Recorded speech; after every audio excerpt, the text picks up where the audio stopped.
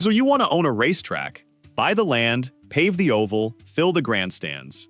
Here is the strange part. America's biggest tracks barely care whether you show up on race day because the fans in the seats are almost a rounding error next to where the real money comes from. And a speedway that seats 100,000 people can still be worth far more as an empty field than as a working racetrack, a fact its owners understand, even when the fans never do. By the end of this video, you will know exactly where a track's money actually comes from, why the place sits silent for 360 days a year, why a sold-out speedway can be torn down anyway, and why one family built an entire sport, from nothing, just so they would have something to run inside the stadiums they already owned. The stadium used 3 days a year. Start with the shape of the thing you are buying. A racetrack is a sports stadium, except it is enormous, and most of it is empty pavement instead of seats. A big oval can seat 100,000 people, sometimes 2 or 3 times that, and it sprawls across hundreds of acres of some of the flattest, most valuable land a region has. At the small end, a plain paved oval out in the country can be had for around $100,000, less than some people pay for a pickup truck, and building one from scratch runs somewhere around $100,000 to $200,000 for every mile of pavement. A solid regional track with real grandstands sells for millions. One well-known speedway in North Carolina changed hands for just $3.2 million, less than a nice house in a big city. And the giants, the super speedways you see on television, cost hundreds of millions of dollars to build, and hundreds of millions more to keep current with the safety standards of the sport. But here is the first clue about how this business really works. Almost all of the famous ones are owned by the very same people who own the sport itself. In American stock car racing, one family controls both the sport itself and most of the grand palaces the sport is run in, having spent around $2 billion a few years ago to buy back the track company and pull it all under one roof. That is not an accident, and it is not simple greed. It is the whole trick of the business, and we will come back to the man who invented it. What you inherit. Buy a track, and here is what actually lands on you. First, you inherit a colossal facility that stands empty almost every single day of the year. A premier oval might host 2 or 3 big race weekends in an entire year. For the rest of the calendar, 360-odd days, that giant bowl sits silent, baking in the sun, earning almost nothing, while it costs a fortune to keep. You inherit miles of specialized asphalt that crack, wear, and must be repaved on a schedule, a resurfacing job that can cost millions. You inherit grandstands, catch fences, safety barriers, floodlights, restrooms, and plumbing, built for a small city that materializes a few times a year and then vanishes, leaving you to guard the ghost town it leaves behind. You inherit the insurance bill for hurling heavy cars around a concrete wall at nearly 200 miles an hour, in front of 100,000 people. And worst of all, you inherit a single brutal dependency that the glossy brochure never mentions. And you do not control the one thing that fills your seats. The race, the date, the rules, and the television money all belong to somebody else, the sanctioning body, and they can take their show to a rival track whenever they please. Where the money actually comes from? Where does the money actually come from?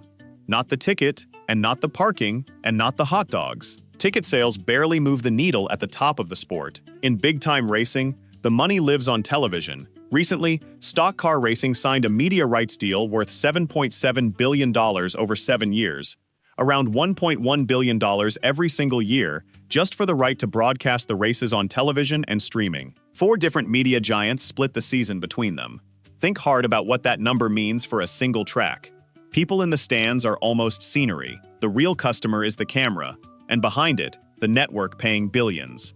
A racetrack at that level is really a television studio with grandstands bolted on, and the show it produces is beamed to millions of homes that will never buy a single ticket, in a sport that still draws more than twice the American audience of Formula One.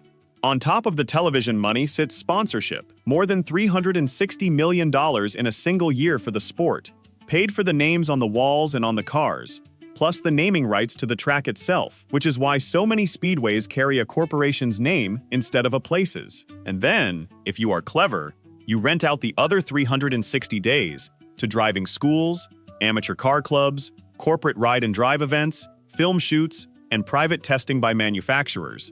The race itself is really just the advertisement.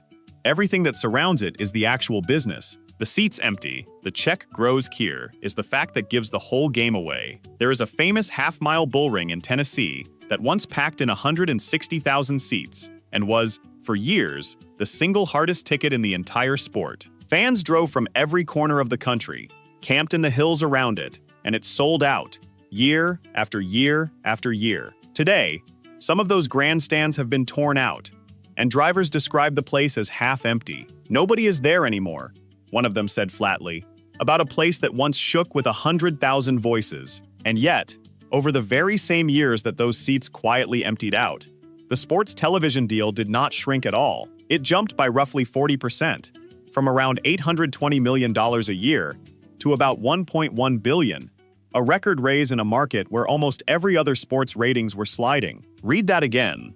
The grandstands emptied, and the check got bigger. For all the noise about attendance, the people in the seats were never really the business. They were the studio audience, cheering for a broadcast. The ledger does now the real bill, because an idle stadium is a monster to feed, even when nothing at all is happening. Repaving a track can run $100,000 to $200,000 for every single mile, and a superspeedway is a couple of miles around, so a full resurfacing lands in the millions. You are maintaining grandstands and safety systems that sit unused for months at a stretch. You are paying property tax on hundreds of acres of prime land, whether a single car turns a lap or not. And in a hot real estate market, that bill climbs every year. You are staffing, insuring, patrolling, and cleaning a facility built for a crowd that appears a handful of times a year and expects it spotless every time. This is why, according to the people who actually run them, almost no racetrack on Earth makes money on its own. Strip away the television deal and the sponsors, and the racing itself, the tickets and the hot dogs, barely covers the cost of opening the gates. Put plainly, the pavement does not pay. The broadcast and the land do. The trap. And here is the trap, the one that has ruined track owners for decades. In this business, you do not own your own product. The sanctioning body owns the race. It owns the calendar. It owns the rules. It owns the trophy. And above all, it owns the giant television check. If they decide your track no longer fits the schedule, they just move the date to another track, and your 100,000-seat stadium becomes the most expensive empty parking lot in the county overnight, still ringing up bills, no longer ringing up sales. Worse still, at the very top of the sport, the sanctioning body and the biggest tracks are often the same company, which means an independent owner is not just a tenant, he is negotiating with a landlord who also owns his competitors and writes the rules of the game. And underneath all of it, the ground is always whispering the same thing. Whatever the racing earns in a year, a logistics warehouse on that same flat acreage would quietly pay more. The man who built a sport to fill his stadium.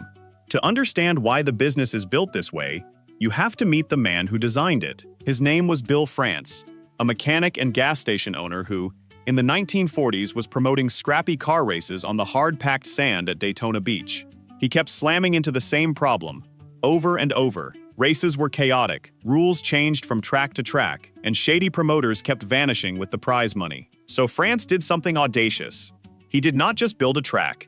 In 1948, he founded the sanctioning body itself, a private company that would write the rules, own the championship, keep the records, and control every sanctioned race in the country. Then, a decade later, he built the Great High Bank Speedway at Daytona to run his own sport inside, a cathedral for a religion he had invented. He had grasped the secret that still quietly runs the whole industry today. A track by itself is just a giant slab of concrete and debt. But if you own the sport and the stadium and can sell the broadcast, you own the entire machine.